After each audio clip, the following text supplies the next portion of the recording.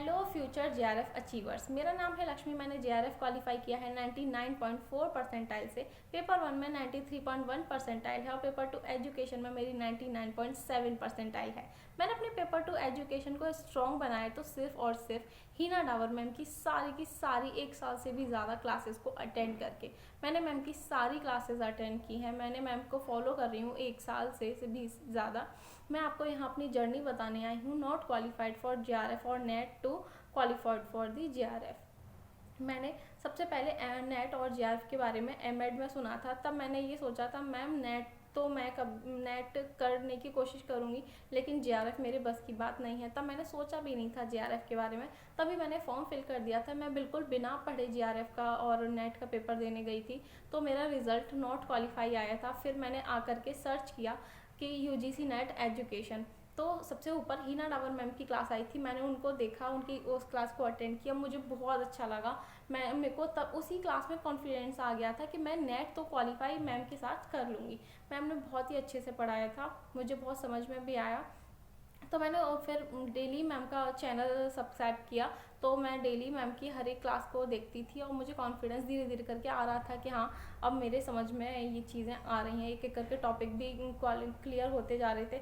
आप मेरे सिलेबस की हालत देख सकते हैं। मैंने तैयारी करना शुरू किया था। जो भी टॉपिक मुझे लगता था कि मुझे याद नहीं रहेंगे, मैं भूल जाऊँगी, तो मैं यहाँ सिलेबस के ऊपर लिख लिया करती थी। जो भी है ये आप देख सकते हैं, मैं हार्ड कॉपी में ही निकलवाया था। ये मैं शूलमैन, हबरमास ये सब लिख लिया करती थी, जो भी टॉपिक होते थे।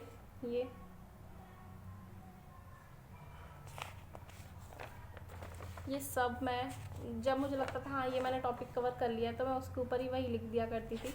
ये सब आप देखेंगे सब वही टॉपिक्स हैं, वही नोट्स हैं जो हीना डावर मैम क्लास में कराती हैं। आप अटेंड करेंगे तो आपको भी पता चलेगा। ये देखिए वही टॉपिक्स हैं। मैं ईयर वगैरह सब लिख लिया करती थी उसी टॉपिक के ऊपर।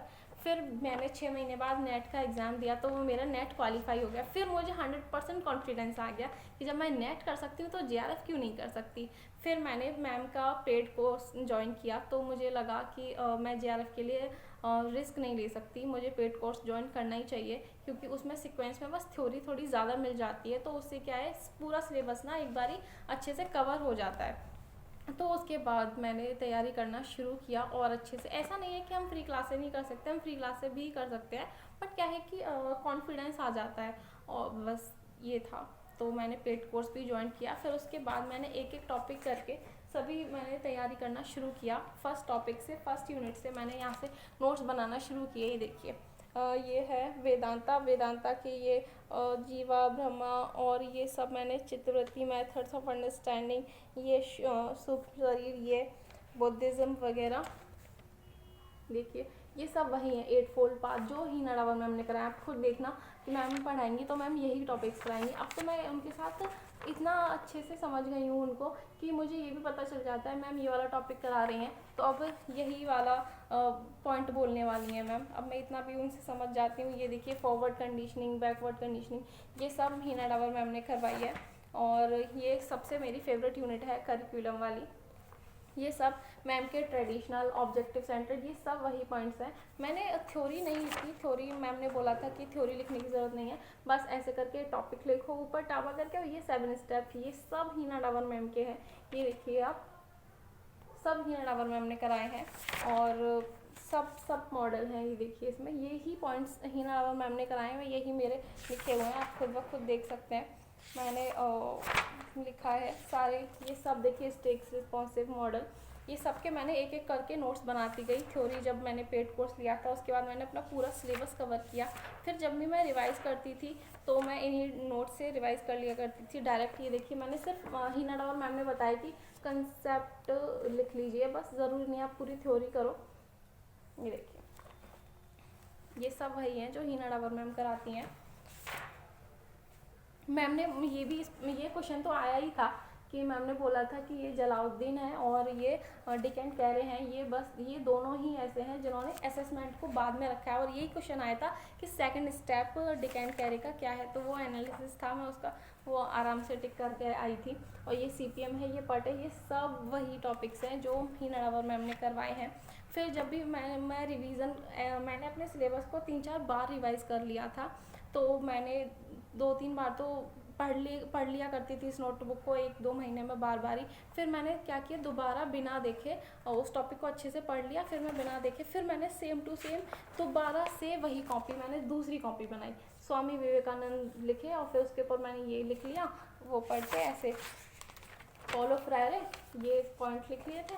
ऐसे करके मैंने ये एक कॉपी और बनाई, CBA, CEA और बजट प्रोसेस, ये सब हीना डावर मैम के आप जब पढ़ोगे तो दिखेगा कि ये वही टॉपिक्स हैं। गैगने के 5 आउटकम्स, ये भी हीना डावर मैम ने ही कराए हैं, सब मेरे में ये वही लिखा हुआ है जो मैम ने कराया है। ये भी क्वेश्चन आया था एक क्रिएटिव कॉमन्स का, ये भी अभी क्वेश्चन आया था कि सबसे पहले क्या है, ये देखो मेरे पहले से लिखे हुए हैं CCBY ये करके, ये भी वही ये भी क्वेश्चन आया था। काफ़ी सारे क्वेश्चंस आए थे जो हीना डावर मैम ने करवाए हैं।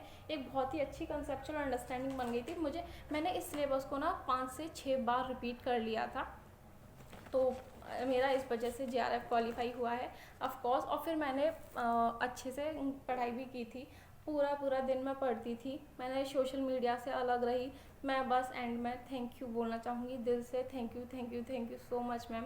मैं आपको कुछ पे तो नहीं कर पाई, बट हाँ मैं आपके लिए इतना ही कर सकती हूँ मैं आपकी वीडियोज़ को लाइक करूँ। मैंने आपकी सारी वीडियो लाइक कर रखी हैं और 1000 से भी ज़्यादा हीना डावर मैम की मेरे में लाइक वीडियो की प्लेलिस्ट में है। और दिल से thank you so much ma'am. मैं अब शायद मतलब JRF तो हो ही गया मेरा क्वालिफाई, तो मैं लेकिन आपकी वीडियो को लाइक करने और कमेंट करने के लिए हमेशा आती रहूँगी। बस यही मैं अपनी तरफ से समझूंगी कि मैंने आपको पे कर दिया है। Thank you so much ma'am, दिल से thank you so much ma'am seriously thank you so much. ये पॉसिबल हो पाए तो सिर्फ आपकी वजह से। Thank you ma'am, bye bye.